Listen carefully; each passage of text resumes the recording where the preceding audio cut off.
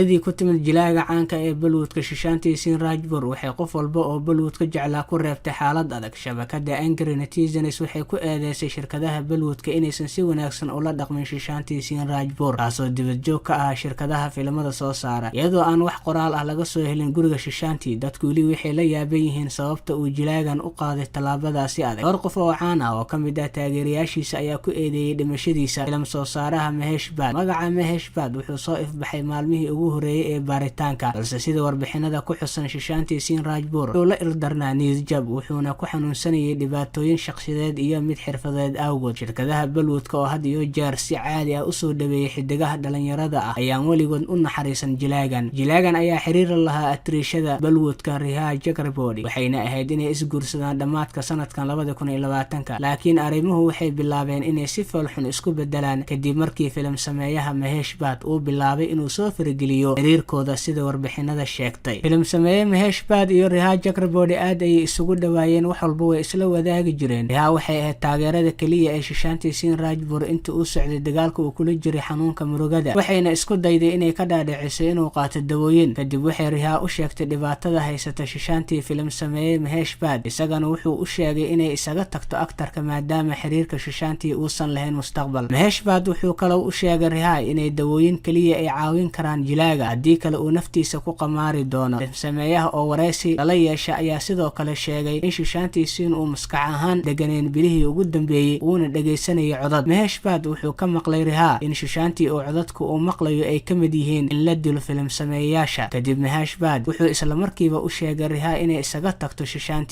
haddii ay la sii joogto iyadana ku dhici kara cudurka xanuunka uu qabo. Taasi waxay ahayd markii Riya ay go'aansatay inay ka fogaato Sushant Singh Rajput oo xaalad adag ku jiray una arkay qofka kaliya ee garabka taagan ay tahay Riya. Inkastoo Sushant walaashiis ay si adag isugu dayday inay ku qanciso Riya inay la joogto oo aysan ka fogaan, balse dhag jalaq uma aysan siin. Warbixinta ayaa sidoo kale soo jeedisay in Mahesh Bhatt uusan ku faraxsanayn xiriirka Riya iyo Sushant, maadaama isaga iyo Riya uu Sushant caqabad ku ahaa. Haddii warbixinadan la rumeeyo, markaa waxay noqonaysaa Mahesh Bhatt wuxuu isku dayay inuu kala fogeeyo Riya iyo Sushant, wuuna ku guuleystay.